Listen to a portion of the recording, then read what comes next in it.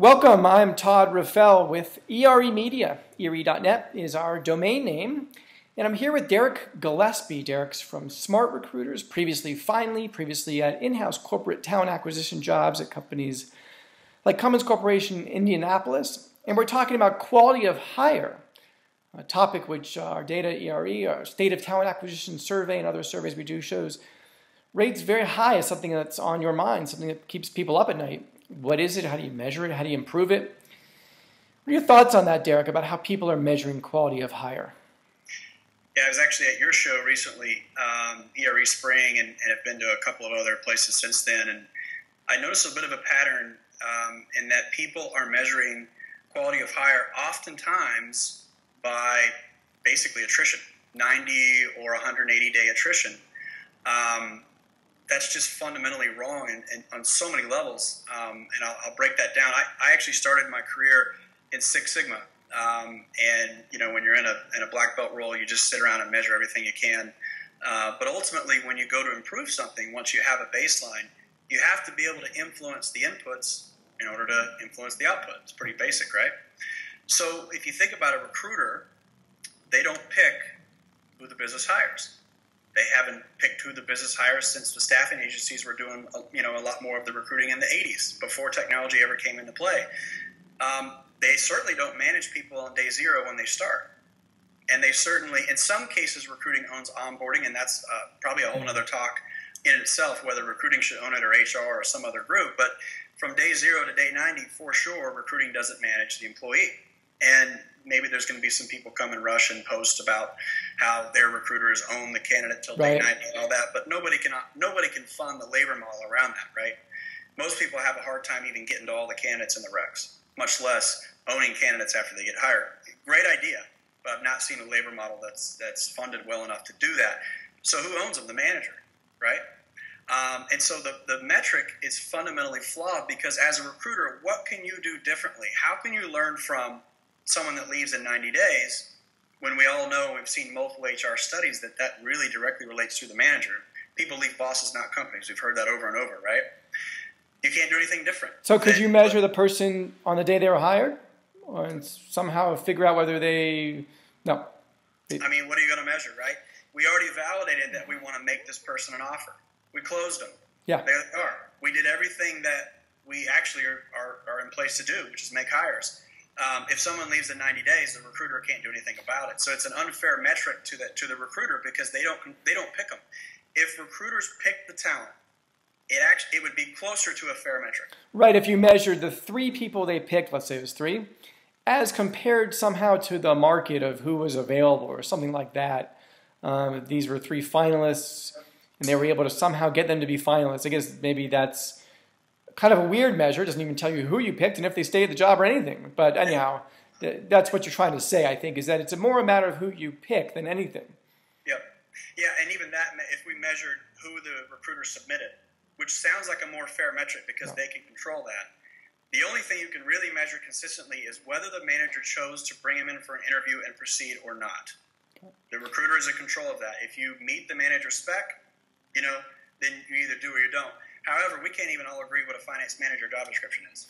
So right? Therefore, are you almost saying that quality of hire is really not a metric that you should measure, because at least you, the recruiter, if nothing else, because you, the recruiter, the recruiting department, can't be really responsible for it? Yeah, let's shift gears a little bit. There's one consistent finding that's been replicated over and over and over. Dr. John Sullivan talks about it. Burson talks about it. HCI, SHRM, you pick an organization, I think you guys even talk about it. And that is that referrals, true referrals, stay longer and perform better over an extended period of time. We were able to replicate this when I was at Cummins. And that was, a data set in the 07 to 2010 range. So if that's true, and I'm a recruiter, I know I can't control people from day 0 to day 90. There's nothing I can do. Yeah. It's not the job. I'm not, I can't influence that. What I can influence is how many people I bring to the business that are referrals. And you might say, well, how the heck can you do that? Well, a lot of organizations are waiting for referrals to come to them. And as employees, we don't wake up one day and go, you know what, I think I'll make a referral today. Let's go see what's on the website. I think I'll just make a referral. Mm-hmm. Just most referrals, actually, a lot of them are your friends come to you and say, I need a foot in the door, right? I know you work there. I need a foot in the door. Help me get through the process so I can get an interview. And here's where social media comes into play. So we know referrals perform better. Everybody's replicated that. We take that as a given. I'm a recruiter. I can't control day 0 through 90. Here's what I can control.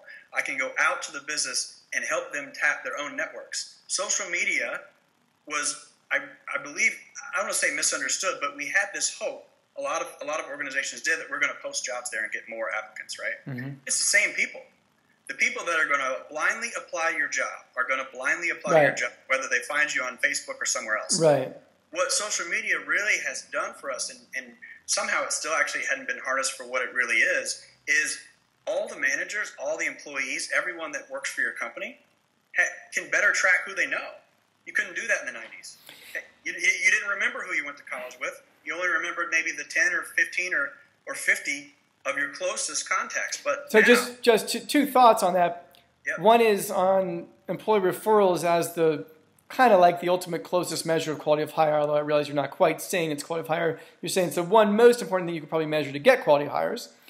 So the two thoughts. One is I did this panel on this topic with a couple of people, including Professor Toronto, Mitch Hoffman, and he had done actually a lot of research into quality hires and employee referrals and found that employee referrals can produce quality hires or not, depending on who's doing the referring. And he did it with truck drivers and found that truck drivers with poor safety records or poor other records, like showing up late, refer bad people, and they refer worse people. So just any thoughts you have on that. And the second thing is, and we could probably talk about this one the rest of our lives, but when you talk about good employee referrals and that generating more hires, to me, an employee referral probably works best when you like your job and you like the company. In other words, just saying, well, I'm going to make a better employee referral program and then get better quality hires, that really means a better company, a better job. That's what results in better referrals and more referrals, I think. It's like with restaurants. You refer not based on whether someone makes it easy for you to refer the restaurant. You refer based on whether you like the food, right?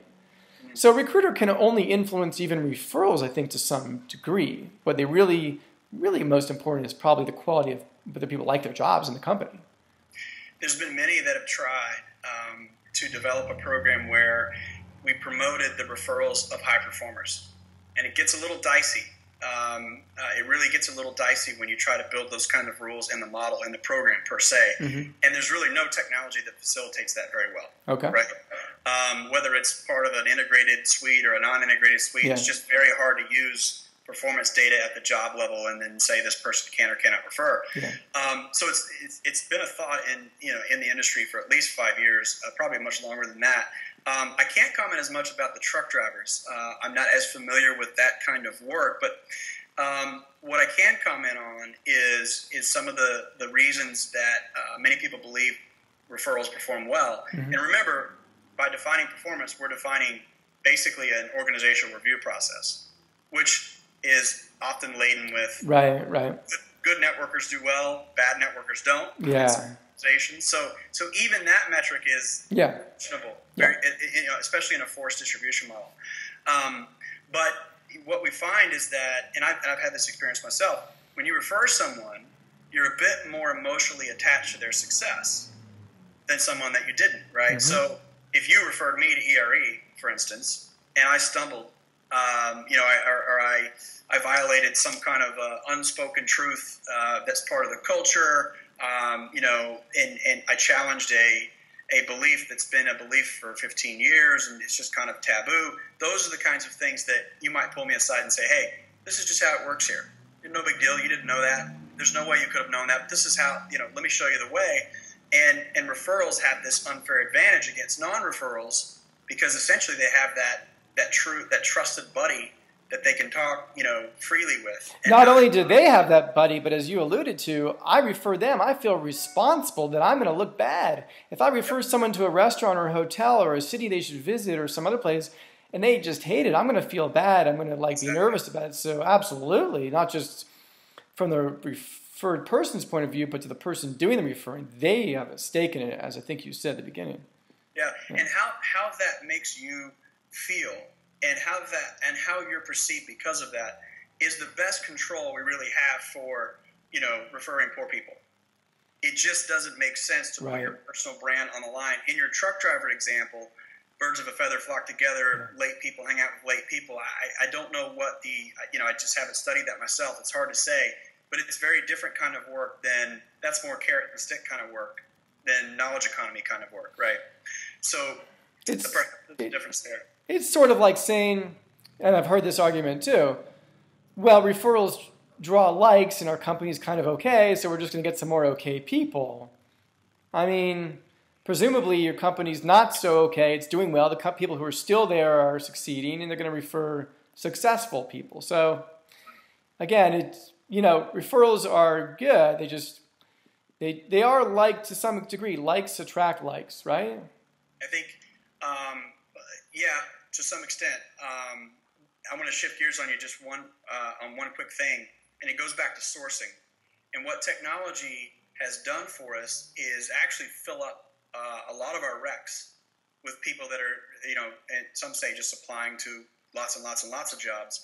And if you think back to recruiting in the 80s, people were picking up the phone, asking them who they know.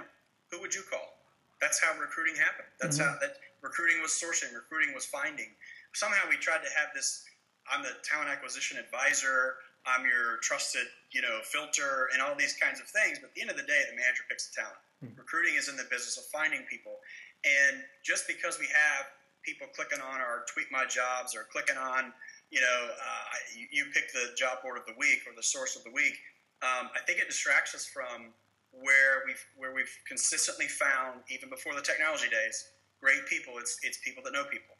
And so if I'm a recruiter today and I'm working in corporate America, the best way that I can influence quality of hire is to go out into the business and help them understand the importance of referrals, the data behind it, and how to tap their own networks and generate good candidates.